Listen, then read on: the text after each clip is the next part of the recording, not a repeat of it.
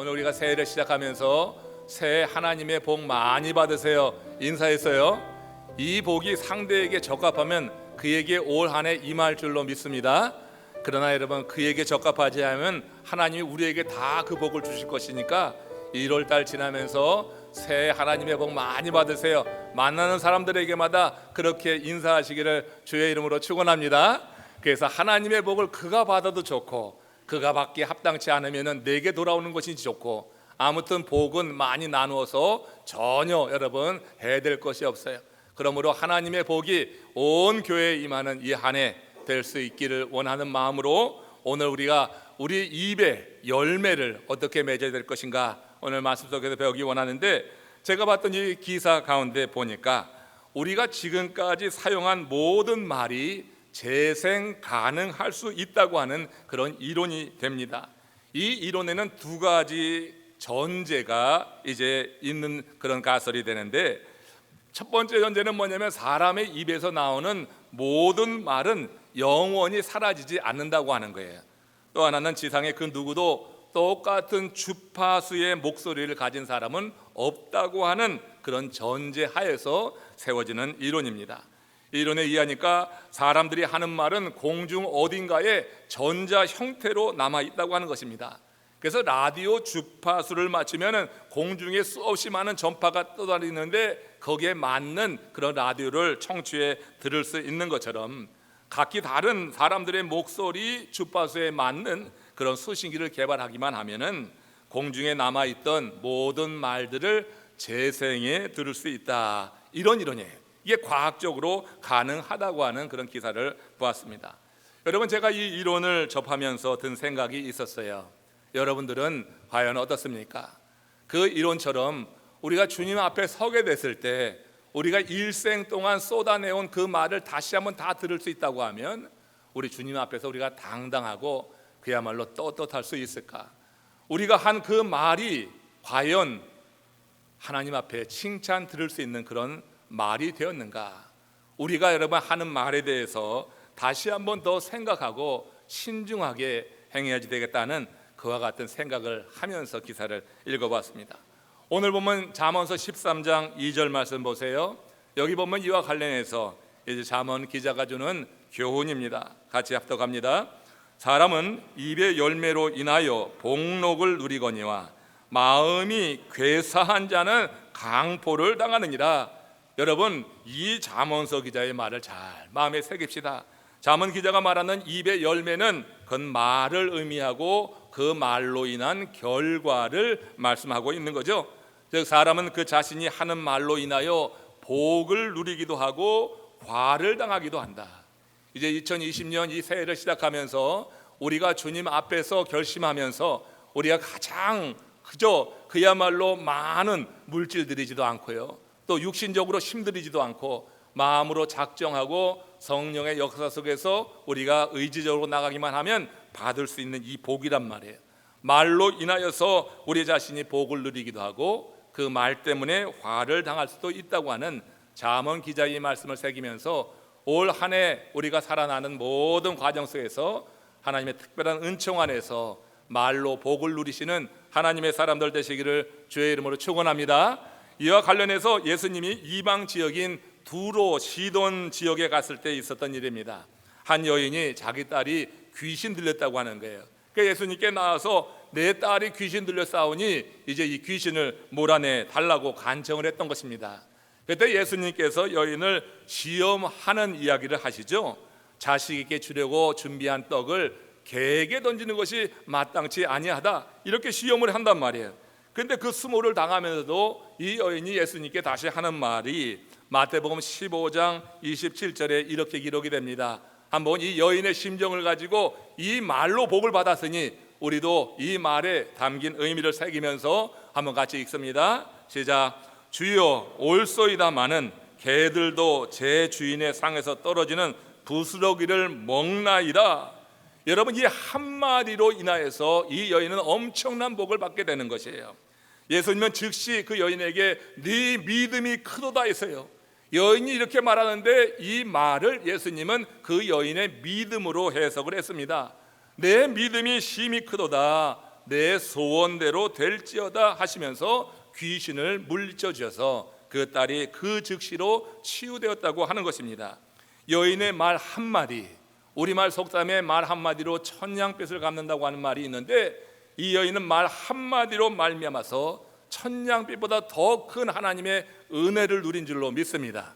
금지 어겨 사랑하는 그 딸이 귀신 들린 것을 보는 것이 부모의 입장에서 얼마나 고통스러워요. 여러분, 그 일이 아니라 할지라도 우리의 자녀들이 조금 어려움에 처하게 되면 부모된 마음에서 내가 오히려 아프면 좋겠다 하는 생각이 들 정도인데, 이 여인이 이렇게 귀신 들린 딸을 놓고 그렇게 마음에 고통이 있었는데 예수님께 나와서 이 말 한마디로 말미암아서 이 딸의 병이 치유되었으니 얼마나 큰 복을 누린 거냔 말이에요. 그야말로 천냥빚 갚은 것보다 훨씬 더 큰 은혜를 받게 되었다고 하는 거예요. 성경에는요, 이렇게 우리가 선택하는 것에 따라서 하나님의 복이 임할 수도 있고 우리 삶 속에 또 다른 어떤 어려움과 화가 임할 수 있다고 하는 것을 말씀하는 그런 내용들이 많이 있어요. 특별히 신명기 30장 15절 16절 말씀 한번 보십시오. 자, 이 말씀을 읽으시면서 말씀의 의미를 새기는 거예요. 같이 읽습니다. 시작. 보라, 내가 오늘 생명과 복과 사망과 화를 내 앞에 두었나니 곧 내가 오늘 내게 명령하여 내 하나님 여호와를 사랑하고 그 모든 길로 행하며 그의 명령과 규례와 법도를 지키라 하는 것이라. 하나님께서 우리 앞에 생사화복을 두었다고 하는 거예요. 생명도 두시고 사망도 두시고 복도 두시고 화도 두셨다. 우리 앞에 하나님이 두시니 생명, 사망, 화, 복이 있어요. 여러분, 이 생명, 사망, 화, 복 가운데 하나님께서 원하시는 것은 우리가 생명을 택하고 그리고 복을 택하는 것인 줄로 믿습니다. 이 생명과 복을 택한다고 하는 게 어떤 것이냐? 그의 명령과 규례와 법도를 지키게 되면 생명을 택하는 거예요. 그게 복을 택하는 거예요. 하나님이 원하시는 것은 당신이 그렇게 살아가는 당신의 아들, 딸들이 그 살아가면서 여러 가지 많은 일들을 만나는 가운데 그 일 속에서 생명도 있고 그 일 속에 사망도 있고 그 일 속에 화도 있고 복도 있는데 우리가 말씀과 규례와 법도를 지켜 행함으로 말미암아서 생명을 얻고 복을 누리는 이 삶을 원한다. 생명과 복을 택하는 성도들, 이렇게 말씀과 규례와 법도를 지키면서 하는 가장 특징적인 일이 뭐냐면 그들의 언어의 열매가 긍정적이 된다고 하는 거예요. 여러분, 하나님의 말씀이 우리 가운데 들어오게 되면요, 우리 심령이 환해지는 줄로 믿습니다. 하나님의 말씀 빛이 되기 때문에 정말 믿음으로 그 말씀을 받아들이게 되면 우리의 심령의 어둠이 사라지게 되는 거예요. 마음의 어둠이 사라지게 되면 그 입술의 열매는 긍정적이 될 수밖에 없어요. 내 마음이 잔뜩 어두운데 그 입으로 하는 말이 적극적이고 긍정적이고 창조적일 수가 없어요. 그 말로는 사람을 살리는 말이 아니라 사람을 죽이는 말만 하게 되는 것입니다. 우리 심령이 하나님의 말씀을 받아들이게 될 때 나타나는 증거는 내 마음이 환해지면서 긍정적인 언어를 사용하는 거예요. 부정적인 언어가 끊어지는 거예요. 우리가 여러분 복을 받는 것은 이렇게 간단한 거예요. 하나님의 말씀 가운데 붙어 있으면 된다고 하는 것입니다. 하나님의 사람은 말씀이 그 생각과 혀를 지켜서 부정적인 생각도 하지 않게 하고 부정적인 말도 하지 않게 하는 것입니다. 하나님의 말씀이 진정으로 믿어지면 이런 현상이 나타나는 줄로 믿습니다. 여러분들이 여전히 부정적인 말만 쏟아내고 이와 같이 여러분 파괴적인 말을 한다고 하면은 하나님의 말씀이 그 심령 가운데 살아있지 않은 거예요. 다른 게 아니에요. 말씀이 살아있는데 그 말씀이 내게 영향을 미치는데 어떻게 우리가 부정적이고 그렇게 파괴적인 말을 할 수 있겠는가? 명령과 규례와 법도를 청종하게 될 때 믿는 자의 최후 승리를 믿는 것입니다. 그래서 지금 나의 삶이 조금 어두워도 믿는 자의 최후 승리에 대해서 하나님께서 보장하시기 때문에 우리의 입술의 열매는 긍정적인 거다, 창조적인 거다, 세우는 것이다 하는 거예요. 이 한 해 여러분 이것만 결정하고 이 한 해를 시작해도 여러분 삶 속에 하나님께서 중간중간 주시는 생명과 복이 임할 줄로 믿습니다. 그러나 여러분 사망과 화를 택하는 사람 보세요. 그는 매사가 부정적이에요. 그 사람 보면 눈빛부터 달라요. 눈빛보다 다른 것은 뭐냐면 그 마음의 생각이 어둡기 때문에 눈빛이 벌써 다른 것을 보게 돼요. 여러분 예를 들어서 예수 잘 믿어서 누가 복을 받았다고 하면은 함께 축복하면 그 축복이 내게 임하는 줄로 믿습니다. 그 복이 내게 임하는데 그렇게 하질 않아요. 그런들은 이렇게 여러분 사망과 화를 택하는 사람들 보면은 아무개는 예수 잘 믿다가 깡통차고 지낸다던데 뭐 이런 식으로 반응을 하는 거예요. 아무개는 새벽 기도 가다가 말이야 사고가 나서 다리가 부러졌다던데 이런 식으로 반응을 해버려요. 하나님의 말씀 안에서 은혜 받는 하나님의 사람들, 이렇게 여러분 생명과 복을 택하는 사람들 절대 그렇게 하지 않습니다. 그러나 사망과 화를 택하는 사람들 보면은 매사가 이렇게 부정적인 것을 보게 돼요. 그들의 미래는 뻔한 것입니다. 물론 신자들의 삶에도 인생길에서 어려움이 찾아들기도 하는 것입니다. 그러면 그 고난 때문에 적당히 믿어야지 된다고 하는 말인가? 그거야말로 사망과 화를 초래하는 그런 일이라고 하는 것을 여러분 기억해야지 될 거예요. 성도들의 삶 속에서는 하나님의 말씀이 역사하기만 하면 그 삶이 정말 긍정적인 삶이 되어서 그 삶 속에 우리 환경과 상관없이 하나님이 주시는 기쁨과 감사가 있어서 그것이 여러분 어떤 형식으로든지 드러나게 돼 있는 것입니다. Your Best Life Now라고 하는 책을 쓴 레이크 우드 교회를 섬기시는 조엘 오스틴 목사님, 그 목사님 교회에 한 소년이 있었어요. 이 소년이 예배 마치고 예수님께 나와서 당돌하게 묻는 겁니다. 아니 목사님은 왜 그렇게 늘 웃고 다니세요? 이 아이가 그렇게 물은 거예요. 도전적인 질문을 받았어요. 그때 목사님이 그에게 한 이야기가 나는 주님 때문에 늘 행복한 사람이거든. 그래서 웃어. 이렇게 대답을 한 겁니다. 그리고 그 소년에게 되물었어요. 너는 자주 웃니? 그러니까 이 소년이 한 말이 기가 막힌 대답이었어요. 아니요, 나는 아이스크림 먹을 때만 웃어요. 이렇게 대답을 한 거예요. 여러분 소년의 말이 의미심장하지 않습니까? 이 소년의 말이 정말 의미심장한 거예요. 우리도 소년처럼 아이스크림 먹을 때만, 다시 말해서 인생이 달콤할 때만 골라서 웃고 있는 건 아닌가? 여러분 우리 주님께서는 우리에게 항상 기뻐하라고 바울을 통하여서 말씀하시는 줄로 믿습니다. 하나님의 말씀이 들어가면 항상 기뻐하는 거예요. 범사에 감사하는 거예요. 쉬지 않고 기도하는 거예요. 그건 무엇 때문에 그러냐면 삶이 그렇게 넉넉하고 좋고 세상 사람들보다 뛰어난 것을 갖춰서가 아니라 그 심령 안에 하나님의 말씀이 있기 때문에 이 말씀이 그 마음을 환하게 밝히면서 항상 기뻐하는 줄로 믿습니다. 늘 실실 걷고 그렇게 웃고 돌아다니면 그냥 하얀 옷 입은 사람의 돌봄이 필요하지만 그 내면에는 이 기쁨을 여러분 놓치지 않는 거예요. 이게 항상 기뻐하라고 하는 그런 말이 되는 것입니다. 하나님의 말씀을 진정으로 믿음으로 받아들이게 될 때 그 삶 속에서 이 기쁨을 잃지 않는다고 하는 것을 이 이야기가 말씀해 주고 있어요. 여러분 지난 그런 모든 삶을 되돌아보면은 얼마나 힘든 일이 많이 있었어요. 여러분 인생을 되돌아보면 책 몇 권을 쓸만하죠. 내 삶을 되돌아보면 정말 힘든 일이 많이 있어요. 한번 작년의 일만 한번 생각해 보십시오. 작년에 여러분 어떻게 지내오셨어요? 혹시 시험에 빠진 분들은 없었습니까?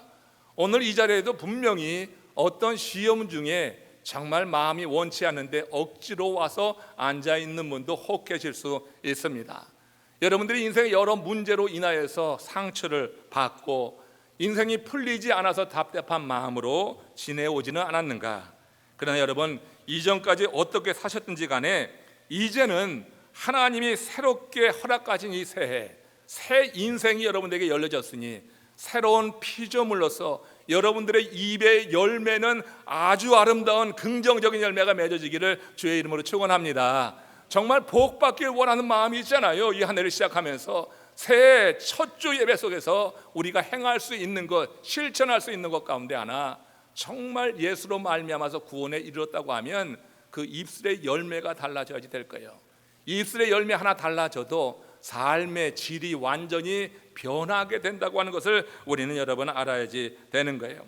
우리가 긍정적인 자세로 하나님의 역사를 기대하며 나가는 것, 하나님의 말씀을 묵상하다 보면 말씀은 우리가 왜 긍정적으로 살아야 되는지 우리 안에서 우리에게 말씀하시는 것을 듣게 되는 거예요. 그래서 부정적이고 파괴적인 말을 하려 하다가도 이 하나님이 우리에게 하시는 말씀이 있어서 그것을 다스리고 그래서 그 인생을 긍정적으로 살아가게 된다고 하는 것입니다. 하나님께서 우리 인생에 여러 가지 일들을 허락하시지만 그런 고난과 연단 가운데서도 그래서 그 입술로 범죄하는 일은 행하지 않고 하나님께서 기뻐하시는 그런 언어를 통하여서 하나님께 영광을 돌리면서 그 삶을 풍성하게 만들어가게 된다고 하는 거예요. 여러분, 각 가정마다 아이들을 다 키워보셨겠지만 갓나서부터 성장 시기에 따라서 아이들에게 면역력 강화를 위해서 뭘 맞춥니까? 예방 주사를 맞추지 않겠어요? 아이를 키우는 가정에는요, 아이의 예방 접종 여부를 써놓는 수첩이 하나씩 다 있는 거 아니에요? 우리 갓난 아이를 낳은 부모들은 그 수첩 하나씩 다 들고 다녀요. 그 수첩 어디 있는지 모르는 부모는 부모도 아닌 거예요. 아이에게 여러분 시기에 맞춰서 예방 접종을 꼬박꼬박 잘 맞춰 줘야지 되는 것입니다. 주사를 맞는 순간 아이가 좋아합니까? 아주 아이가 실실거리고 좋아해요? 방긋 웃습니까? 아이는 고통스러워합니다. 너무나 아프고 힘듭니다. 아이는 주사를 맞게 하려고 자기를 병원에 데려가는 그 부모를 정말 이해하지 못해요. 그 엄마가 이해가 되지 않아. 믿기까지 할 것입니다. 그러면 아이들이 이해하지 못한다고 해서, 아이들이 거부한다고 해서 예방 접종 시기가 됐는데 그냥 패스하고 스킵해지는 그런 부모가 있습니까? 그건 여러분 부모도 아닌 거예요. 예방 접종 때가 되면은 아이가 울어도, 아이가 원치 않아도 그래도 예방 접종을 해야지 그 아이가 장래 여러분 장애에 걸리지 않고 질병으로부터 이렇게 완전히 지켜질 수 있으니, 그걸 알기 때문에 중간에 이렇게 여러분 예방 접종 아이는 싫어해도 이해하지 못해도 부모된 입장에서 그것을 거르지 않고 그래 꼭 마치는 것을 보는 겁니다. 우리 여러분, 우리 하나님께서 우리가 원치 않는 그런 아픔을 주실 때 우리는 한번 생각해 보는 것입니다. 그것이 여러분 어떤 의미에서 예방 접종과 같은 것이에요. 오죽하면 여러분 히브리서 기자는 뭐라고 했어요? 징계가 없으면 사생자니라고 그랬어요. 우리 믿는 사람들에게 징계가 없이, 아픔이 없이 그냥 우리 모든 게 형통하길 원하지만 징계가 없으면 사생자라고 했는데, 여러분 사생자 되길 원합니까? 우리 인생이 여러분 그렇게 되길 원합니까? 우리는 하나님의 자녀, 아들, 딸입니다. 하나님의 아들, 딸에게 하나님께서 필요하기 때문에 중간중간 예방접종하듯이 우리를 건강하게 만들고 더 큰 문제 겪지 않도록 하나님께서 우리에게 예방주사를 주시는 거예요. 그걸 여러분 그 순간에 이 사실에 대해서 하나님의 말씀에 대한 이해가 있다고 하면 이 말씀을 가지고 내 현실을 바라보면서 해석하기 때문에 그때라도 우리 입술의 열매가 부정적이 되는 게 아니에요. 왜 내게 이런 고난만 주십니까? 하고 불평하는 게 아니에요. 하나님의 말씀이 내게 있기 때문에 그 현실을 해석하는 거예요. 하나님께서 내게 필요하고 유익하니 이 과정을 거치게 하시는구나 알고 견뎌낸다고 하는 것입니다. 순간의 아픔이 아이를 평생의 질병과 장애로부터 지켜주듯이 내가 겪는 그 연단이 우리 하나님의 은혜 안에서 우리 평생에 믿음 안에 살도록 지켜주는 것을 알기에 견딜 수 있다고 하는 거예요. 이럴 때 하나님 아버지께서 당신의 자녀에게 고난을 허락할 때는 그에 합당한 이유가 있다. 그래서 고난을 당할 때는 하나님이 우리에게 주신 약속의 말씀을 떠올리는 거예요. 그리고 하나님의 사랑에 대해서 다시 한번 리마인드 해보는 거예요. 하나님이 얼마나 우리를 사랑하셨는가 한번 봅시다. 로마서 8장 32절 말씀 보십시오. 같이 합독합니다. 자기 아들을 아끼지 아니하시고 우리 모든 사람을 위하여 내주신 이가 어찌 그 아들과 함께 모든 것을 우리에게 주시지 않겠느냐.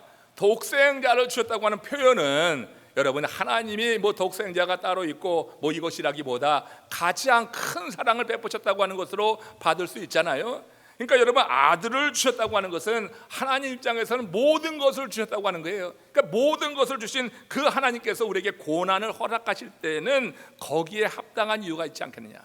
하나님이 아들을 주셨는데 그 아들을 주신 하나님께서 내게 잠시 연단 고난 주실 때 거기에 합당한 이유, 고난이 유익이라고 하는 생각을 하면서 우리가 기다릴 수 있는 거 아닌가. 나는 하나님이 우리에게 고난을 허락하시는 것은 우리의 영적 내성을 강화하기 위한 연단이라고 하는 겁니다. 영적으로 내성이 있어야지 이 전쟁터, 영적인 전쟁터에서 우리가 살아남는 거예요.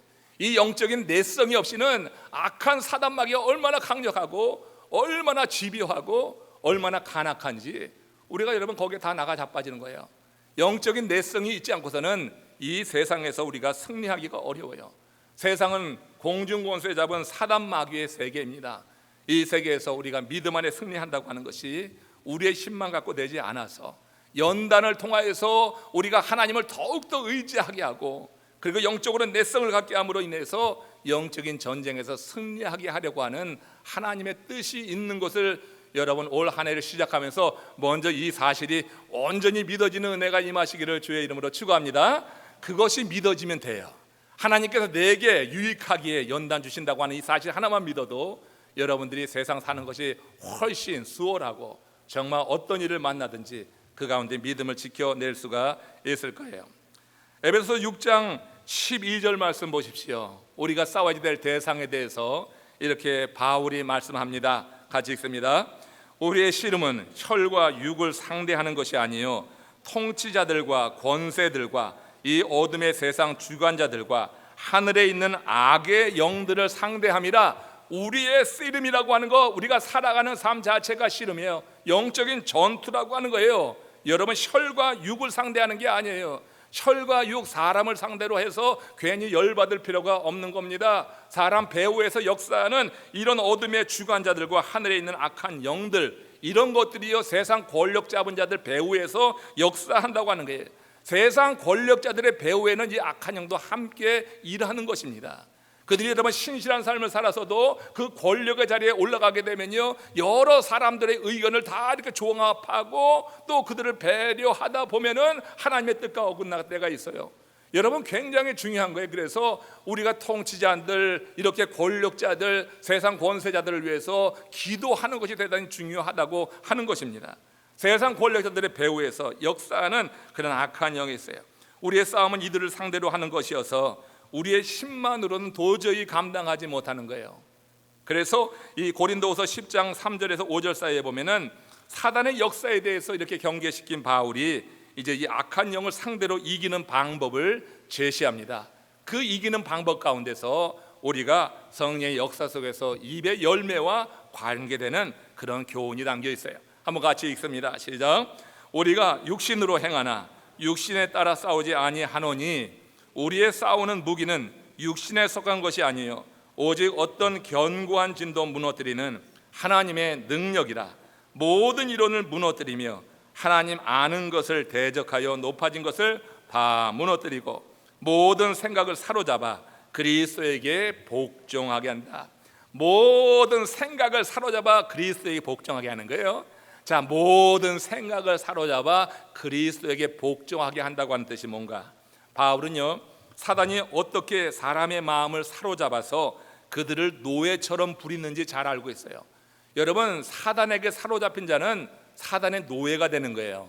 사단이 휘두른데도 그냥 움직여 나가는 사단의 노예가 되는 것입니다. 근데 바울이 어떻게 이 사단이 어둠의 주관자가 사람의 마음을 사로잡는지, 그래서 그 입술의 열매가 그렇게 부정적으로 나오고 파괴적으로 되고 하나님을 대적하는지 그걸 잘 알고 있었다고 하는 것입니다. 사단은 일단 사람 마음에 견고한 진을 구축한다고 하는 거예요. 그리고 견고한 진이 진짜 구축되면은 그 다음부터는 자기 마음대로 사용하는 거예요. 사단의 도구가 되고 마는 거예요. 여러분, 견고한 진이라고 하는 게 뭡니까? 한마디로 말해서 악한 생각의 덩어리라고 하는 거예요. 여러분, 사단이 우리에게 이렇게 악한 생각을 처음에 들이울 때는요 이것이 견고한 진이 아니야. 이때 하나님의 말씀만 있으면 물리쳐낼 수가 있는 거예요. 이길 수가 있어요, 웬만하면은. 그렇지만 여러분, 우리가 그 사단이 들이워지는 이 악한 생각들을 그냥 방치해 두게 되면 이 악한 생각이 아주 덩어리가 되는 거예요. 견고한 진처럼 덩어리가 되는 거예요. 그럼 이 악한 생각에 지배를 받게 되는 거예요. 그 다음부터는 사단이 우리 마음대로 사용한다고 하는 거예요. 여러분, 이 견고한 진에 대해서 우리가 싸워서 이길 수가 없는 거예요. 이 부분에 대해서 지금 바울이 이야기하는 거예요. 사단이 우리 안에 견고한 진을 치게 되면요 그 다음에 그의 입술의 말은 정말로 부정적인 게 돼요. 정말 하나님을 대적하는 것만 나오게 되는 거예요. 그래서 여러분, 이 견고한 진을 우리가 파쇄해야지 되는데 이 파쇄하는 것은 사람의 능력이 아니라 하나님의 능력이다. 하나님의 능력이다. 그걸 성령의 능력이라고 바울이 그렇게 이야기하는 거예요. 서울의 한 대학 교수가요 아프리카로 학생들을 데리고 봉사활동을 간 적이 있었습니다. 그 현지에 도착해서 이제 봉사활동을 하니까 짐을 많이 가져갔을 거 아니에요. 그 이제 짐을 풀게 되는데 짐을 풀 때 그 학생들에게 이렇게 말한 거예요. 힘센 남자들은 나와서 좀 나를 도와서 짐을 풀자. 여러분, 이 말이 하자가 있습니까? 이 말이 잘못됐습니까? 어떻게 생각해요? 근데 여러분, 이 말을 한 다음에 그 학생들 중에 급진적인 페미니스트들이 있었어요. 급진적인 페미니스트들이 교수가 한 말이 남녀를 차별했다고 하면서 그 교수를 귀국한 후에 고발을 해버린 것입니다. 그래서 여러분, 고발을 해갖고 이 교수가 200만 원을 실제로 그렇게 벌금으로 낸 사건이 있었단 말이에요.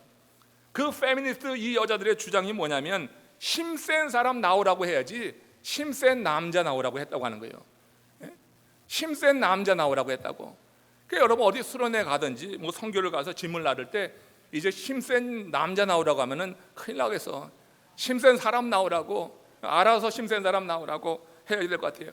원래 페미니즘은요, 미국에서 여성에게도 선거권을 달라고 하는 그 평등 운동을 시작하면서 시작된 거예요. 그 나쁜 게 아니에요. 남녀 간에 평등하잖아요, 하나님 앞에서. 그러니까 원래 페미니즘은 괜찮은 거였어요. 근데 여러분, 거기에 사단이 역사하면서 이 페미니즘을, 여성학을 갖는 사람이 아주 극단적인 페미니스트가 되는 것입니다. 그게 사람의 그 생각을 사로잡게 되는 거예요. 하나님은 남녀의 신체 구조, 그 역할을 다르게 창조하셨어요. 여자는 생산할 수 있는 구조를 맞춰서 창조하셨고, 남자는 땀 흘려 일하고 밭을 갈고 그리고 전쟁에 나가 싸울 수 있게 그 몸을 창조하신 거예요. 남자 여자는 역할의 차이가 있는 것입니다. 힘든 일은 남자가 할 수 있는 거 아니겠어요? 그걸 여러분, 배려한 것을 가지고 차별했다고 하는 게, 이게 여러분 악한 영에 사로잡힌 그러한 부류, 견고한 진에 의해서 그렇게 여러분 사로잡힌 이들이 주장하는 거야. 배려를, 그걸 차별이라고 한다고.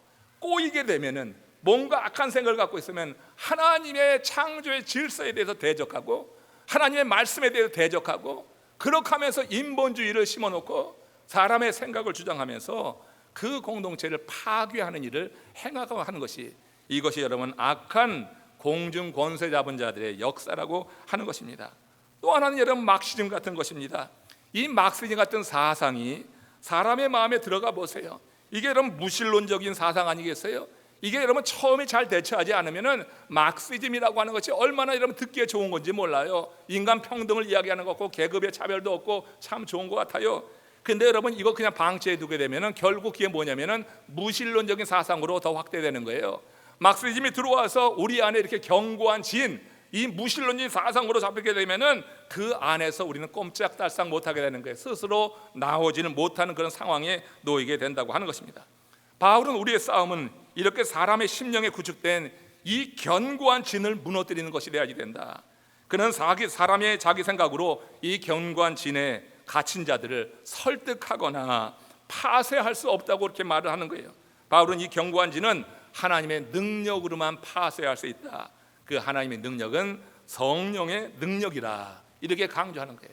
이 견고한 진에 갇혀 있는 자가 절대 긍정적인 얘기, 절대 창조적인 얘기, 하나님의 뜻에 부합하는 얘기를 할 수가 없는 거예요.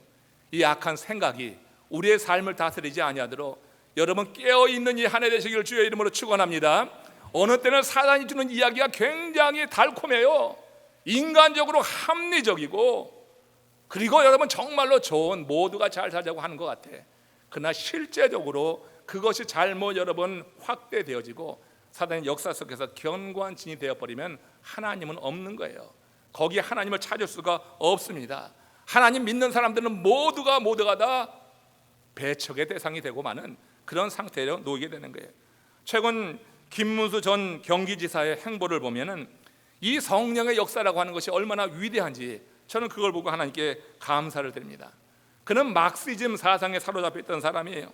주사파 사상에 사로잡혀 있던 사람이에요. 한마디로 김일성 사상에 사로잡혀 있던 사람입니다. 20년이 넘는 시간에 그는 그 사상을 실현하기 위해서 정말로 많이 투쟁했어요. 가장 앞서서 민노총도 만들고 하는 일들을 그분이 주관했던 사람입니다. 근데 그에게 소련 붕괴라고 하는 사건이 나타났어요. 역사 속에서. 그걸 보면서 그가 자기가 믿는 그 사상에 대해서 회의를 갖게 됩니다. 그러면서 그때쯤 돼서 하나님의 성령의 역사가 그에게 임하기 시작하는 거예요. 최근에 그에게 나타난 현실을 보면은 이제는 완전히 성령에 사로잡혔어요. 정말로 이제 성령의 사람이 된 것을 보게 돼요. 성령이 그의 심령에 그 견고한 진, 막시즘이라고 하는 것, 주사파라고 하는 이 견고한 진을 성령이 파쇄해 버리게 되니까 그 심령이 자유해서 성령 안에서 얼마나 기뻐하며 하나님을 찬양하는 그런 사람으로 변한지 몰라요. 김문수 지사 다 아시지요? 그분이 여러분 집회에서 그렇게 찬양할 때 보니까 하늘 높이 두 손을 들자고, 전혀 이런 걸 하지 못하던 사람, 이런 거 하는 사람들에 대해서 완전히 그렇게 밀어붙이고 그렇게 해치려고 하던 사람이 변화되세요. 성령이 그 마음의 견고한 진을 깨치니까 그 입술에 나온 아름다운 말, 할렐루야, 주여, 뭐 이렇게 주님을 찬양하는 그런 말들이 끊임없이 나오는 것을 보면서 역시 성령의 역사는 위대하다고 하는 것을 알게 됩니다. 사람이 토론해서 그렇게 견고한 진을 파쇄시킬 수가 없어요. 그러나 성령이 함께 역사하시면은 그 안에 어떠한 견고한 진든지 무너지게 되고 그 입술의 변화가 무엇보다 먼저 나타날 수 있다. 이렇게 거듭난 사람은 여건에 관계없이 입의 열매, 환경에 관계없이 긍정적인 열매를 맺히는 거예요.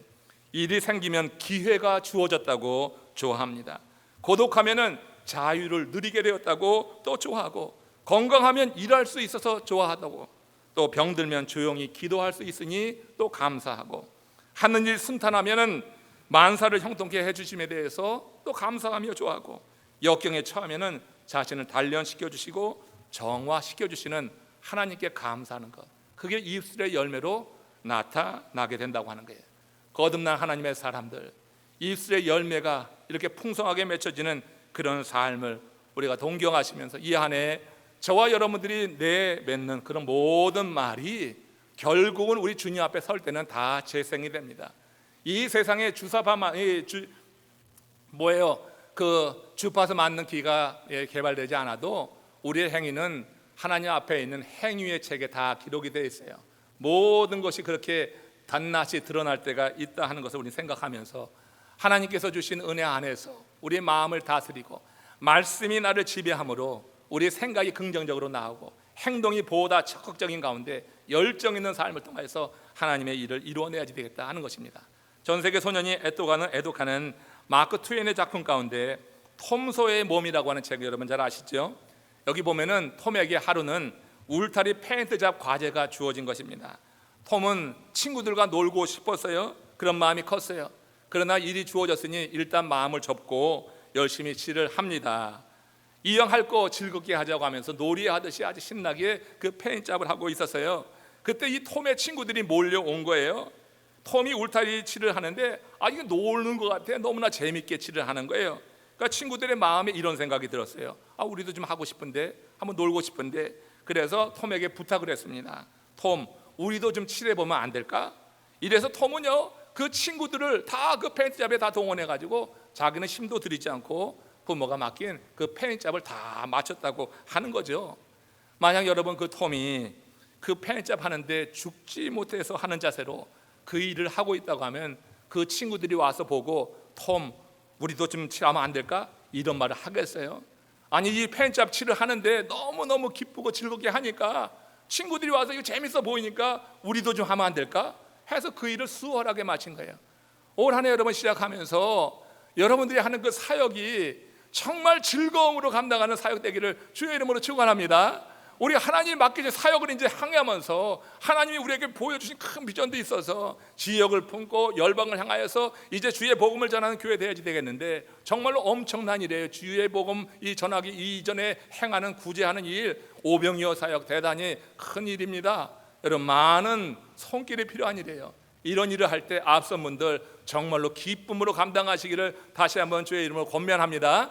앞선 리더들이 그렇게 열심히 일하고 있다 보면은 함께 바라보던 사람들이 나도 어떻게 뭐 할 일 없을까 이렇게 찾으면서 동참하게 될 거예요.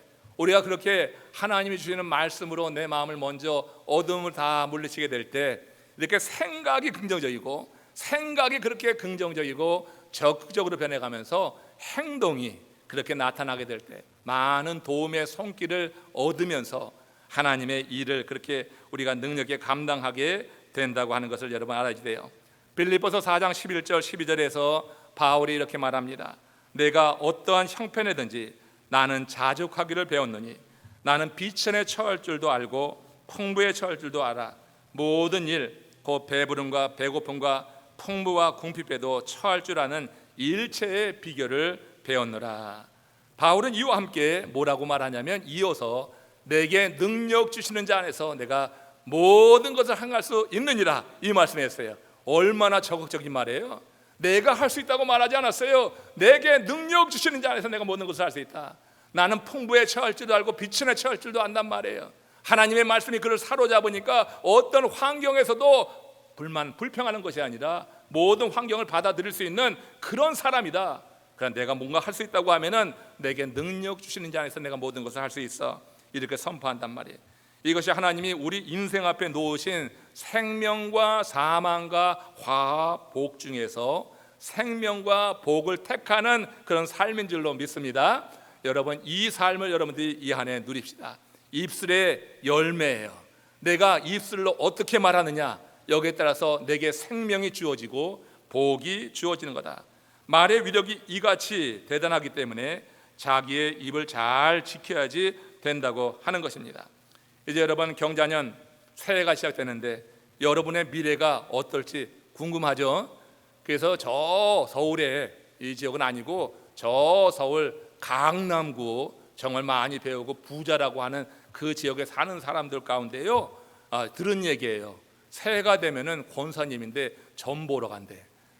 세상에, 권사님들도요 점 보러 간대. 내 미래가 어떨지 궁금해. 아니, 말씀에 이미 다 말씀이 정해져 있는데 그런데 그런 일들이 있다는 얘기예요. 여러분, 용한 점쟁이 찾아다닐 필요가 전혀 없어요. 제가 예언해 드리겠습니다. 여러분들의 그 미래가 어떨지 제가 예언해 드리면은 오늘 지금 여러분이 사용하는 언어를 보시면 됩니다. 지금 사용하는 말이 부정적인데 이 한 해 여러분들의 삶이 긍정적이고 성공적일 거라고 생각조차 하지 마세요. 내 말이 부정적인데 내 삶이 잘 될 거라고 아예 생각조차 하지 마시죠. 주 안에서 그러나 긍정적인 언어를 사용하면 하나님께서는 긍극적으로 우리의 삶을 행복한 인생이 되도록 만들어 주시는 줄로 믿습니다. 내가 사용하는 그 언어에 따라서 내 삶의 미래가 정해진다고 하는 거예요. 그래서 어떤 일을 만나든지 우리가 생각을 하는 거예요. 주의 말씀으로 생각을 하는 거예요. 그냥 일방적으로 급하게 어떻게 선택하지 말고 주의 말씀을 가지고 생각해 보는 거예요. 중국인 작가 루하난이라고 하는 사람이 있습니다. 그가 인생의 레몬차라고 하는 글을 썼는데 이 글에 보면 이런 내용이 있어요. 속이 아주 좁은 부부가 살았습니다. 이들은 작은 일에도 걸핏하면은 싸움을 하는 거예요. 부부간에 이 말다툼이 너무나 잦았습니다. 하루는 아내가 이래서 안 되겠다 해서 남편과 대화를 회복해 보려고 맛있는 요리를 만들었어요. 그리고 요리만 만들고 안 되겠어요. 여기에 술도 곁들이면은 마음을 열어 참 대화가 되겠다 해가지고 이제 그 아내가 요리를 마련한 다음에 술독이 있는 곳으로 갔습니다. 밤에 달이 떻게 비치는데 그 술독으로 달려가서, 근데 술독이 엄청난 큰 거야. 그 술독 가서 술독 이제 뚜껑을 열었는데, 아니 열고 이제 술을 뜨려고 하는데 이 항아리 안에서 뭔가 나오는 거예요. 다른 집 여자가 그 항아리 속에 숨어 있는 거예요. 그래, 이 나쁜 놈 감히 나를 속이고 다른 여자를 이 항아리 속에 숨겨놔? 그리고도 내가 사람이냐 하면서 돌아와서 남편에게 막 해댔어요. 어리둥절하죠, 이 남편이. 그 아내가 한 말을 듣고 급히 장독대로 가서 그 술독을 이제 열어봤는데, 아니 거기는 아내가 말한 여자가 있지 않고 웬 낯선 남자 놈이 있는 거예요. 낯선 남자가 있어요. 이번에는 남자가 화가 치밀어 올라가지고 아내에게 또 이제 소리를 질러대면서 이제 싸움이 계속됐어요. 결국 그 일로 인해서 관아까지 가게 됐어요. 관아에 갔더니 관리가 그 말을 듣자마자 이제 처방을 내리는데 술독을 깨라고 하는 거예요. 술독을 이제 깨게 됐어요. 잔뜩 술만 마당을 적셨을 뿐 거긴 남자도 없고 여자도 없었다. 그냥 이야기입니다. 여러분, 인간관계에 의심할 만한 일이 생길 때 자기 판단이 앞서고 말이 앞서면 그 관계는 더 어려워지는 거예요. 여러분, 각 가정의 부부관계 보세요. 뭐 멀쩡하게 지금 웃고 있지만 그 속은 참 기가 막힌 가정들 많이 있어요. 여러분, 각 가정의 부부관계, 자녀 부모관계 가만히 보면은 뭔가 여러분 마음에 들지 않는 거예요. 의심이 생길 때도 있고 뭐 여러 가지 마음에 아주 어두운 감정이 잔뜩 들여가지고 하는 것마다 꼴보시고 막 그럴 때가 있어요. 근데 여러분 자기 판단이 앞서고 말이 앞서면 그 관계는 더욱더 어려워지는 거야. 둘 중에 한 사람이라도 하나님 말씀에 붙잡혀 있어야지 그 관계가 깨지지 않는 것입니다. 여러분이 그 말씀에 사로잡혀서 여러분 가정 깨지지 않기를 주의 이름으로 축원합니다. 뭐 다 아니까 그냥 크게 아멘하세요. 여러분 다 가정마다 문제가 있으니까 모든 가정이 다 하나 둘 문제가 있어. 제가 다녀보면 그거 모르겠어요. 다 여러 가지 어려움이 있어요. 근데 여러분 한 사람이라도 하나님의 말씀에 딱 서 있게 되면 그 말씀이 가정을 지키는 거예요. 그 말씀을 가진 사람의 마음은 환하기 때문에 견뎌내는 거예요. 그러면서 결국 하나님의 역사 속에서 회복의 때를 이루게 하시는 것은 하나님이니 그때까지 기다리는 인내하는 마음도 말씀에 사로잡혀 있는 사람이 하나님의 은혜 가운데 감당해서 결국은 회복되는 일을 보게 된다고 하는 거예요. 그래서 여러분 성도 안의 관계도 그런 거예요. 성도들 사이에 여러분 이 관계 때문에 힘든 분 계시잖아요. 정말 저 인간은 안 보고 싶은데 꼬박꼬박 나오기도 잘 나와 하는 것도 있어요. 우리 마음에 여러분 정말 좋지 않은 그런 생각이 있어요. 그러니까 이 의심의 관계에서 있고 관계가 좋지 않을 때 내 판단이 앞서고 말이 앞서기 때문에 그 관계는 결코 그 수렁에서 벗어날 수가 없는 거예요. 그 늪으로 점점 깊게 빠져들고 결과가 여러분 아주 좋지 않은 결과를 나타내는 것을 보는 겁니다. 우리 입의 열매가 우리 삶의 행불행을 좌우할 수 있어요. 이 한 해를 시작하면서 여러분들이 하나님의 말씀을 율법과 규례와 법도를 지켜 행하게 될 때 하나님의 앞에 사망과 생명과 화와 복을 주셨는데 여기서 생명과 복을 택해서 우리의 삶이 행복한 그런 삶이 되리라고 믿습니다. 그리고 오늘 본문 끝으로 13장 3절 잠언서 14장 3절에 있는 말씀을 한번 다 같이 읽으면서 하나님께서 기뻐하시는 생명이 있는 삶, 복된 삶을 우리가 한번 생각해 보면서 말씀을 정리합니다. 같이 읽습니다. 입을 지키는 자는 자기의 생명을 보존하나 입술을 크게 벌리는 자에게는 멸망이 오느니라. 여러분 입을 지키는 자는 자기의 생명을 보존한다. 입을 크게 벌린다고 하는 것은 불평하고 불만하고 부정적인 얘기만 쏟아내는 것을 말해요. 그에는 멸망이 오느니라. 우리는 누군가에게 비난을 들었을 때 대부분 그렇습니다. 겸묘하게 우리 받아들이지 않습니다. 뭔가 우리가 비난을 들으면 사람은 방어적이 됩니다. 대부분 방어적이 됩니다. 사람이 방어적이 되면 상대방을 비난하게 돼 있어요. 상대를 비난해야지 내가 합리화되니까 상대를 비난하는 겁니다. 방어적이 되고 비난합니다. 그래서 상대와 똑같이 행동하게 되면은 그때는 회복 불가능한 그런 단계에 이르게 되는 거예요. 많은 시간을 낭비하면서 그 다음에는 마음을 지치게 만드는 아무 의미도 없는 그런 싸움에 휘말려서 시간을 그냥 허송세월해서 하나님의 일은 감당하지도 못하고 그저 이 일의 문제에 몰입돼서 그렇게 시간을 허비하게 되는 경우가 많아요. 둘 사이에 말로 얽힐 때 인간의 말로 그 둘 사이가 풀려질 수 없는 것입니다. 사람의 말로 풀려지지 않으니 설득하려고 하기보다는 양측이 하나님의 말씀으로 지도받으려고 하는 겸손한 마음으로 그 문제가 해결될 수 있음을 알아서 정말 말씀을 듣는 자리에 꼭 가십시오. 새해가 시작됐는데 예배에 정말 빠지지 마십시오. 예배 그리고 토요 새벽 예배, 주간 새벽 예배 지금 기도하는 분들이 좀 나태해진 게 좀 있어요. 연말을 지나면서 여러분 기도의 자리를 지키십시오. 기도하고 말씀 규례 지켜 행하게 될 때 우리는 반드시 하나님의 은혜 속에서 생명과 복을 택해서 행복한 삶이라고 그렇게 내가 아니라 다른 사람들이 바라보면서 저 가정은 정말 행복한 가정이야 이렇게 인정해주는 그런 은총을 하나님 베풀어 주실 줄로 믿습니다. 우리 다 같이 고개 숙여서 한번 기도하면서 올 한 해 입의 열매 아름답게 맺게 하여 주시옵소서. 입의 열매를 통하여서 하나님의 일을 이루기 원합니다. 우리 다 같이 합심으로 잠시 기도합니다. 아버지 하나님 감사합니다.